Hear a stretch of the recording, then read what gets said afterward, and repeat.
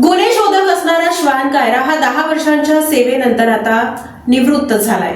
शहर गुन्हे शाखेकडील गुन्हे शोधक श्वान कायरा 10 वर्षे सेवा बजावून सेवेतून निवृत्त. 2019 मध्ये विजापूर रोड सोरेगाव येथे प्रसिद्ध असलेले गजानन महाराज मंदिरामध्ये चोरी झाली होती. त्या अनुषंगाने विजापूर नाका पोलीस ठाणे येथे भारतीय दंडविधान कलम 457 380 अन्वये गुन्हा दाखल झाला.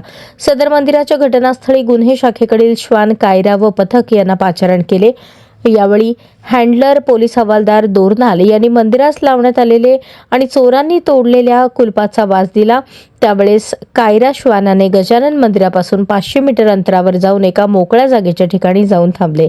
त्या अनुषंगाने विजापूर नाका पोलीस ठाण्याकडील पोलीस अंमलदारांनी त्या जागेचे सूक्ष्म निरीक्षण केले. त्यानुसार त्या ठिकाणी आरोपींचे मिळून आलेल्या वस्तूवरून नमूद प्रमाणे दाखल चोरीचा गुन्हा उघडकीस आला.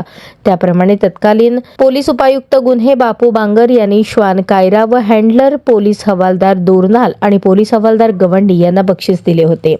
2022 मध्ये MIDC परिसरात मर्डरचा गंभीर गुन्हा दाखल झाला होता.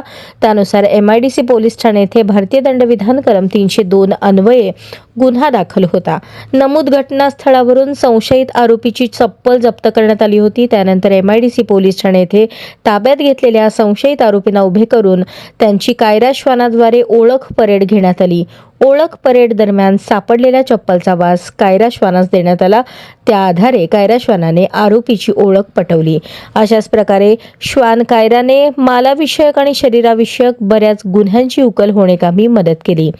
सदर सेवानिवृत्ती कार्यक्रमास M. राजकुमार पोलीस आयुक्त सोलापूर शहर, गौहर हसन पोलीस उपायुक्त मुख्यालय, विजय कबाडे पोलीस उपायुक्त परिमंडळ, डॉ. अश्विनी पाटील पोलीस उपायुक्त गुन्हे, राजन माने सहाय्यक पोलीस आयुक्त गुन्हे, अरविंद माने वरिष्ठ पोलीस निरीक्षक गुन्हे शाखा, श्वान पथकाचे पोलीस अंमलदार, सहाय्यक फौजदार लक्ष्मण गणने, सहाय्यक फौजदार शिवानंद कलशेट्टी, पोलीस हवालदार श्रीकांत दोरनाल, संतोष गवंडी, संतोष आळंद, मोहसिन शेख, निलेश कारभारी, राजू राठोड, स्वामीराज बिराजदार, पोलीस कॉन्स्टेबल अनंत कोकरे आदी उपस्थित होते.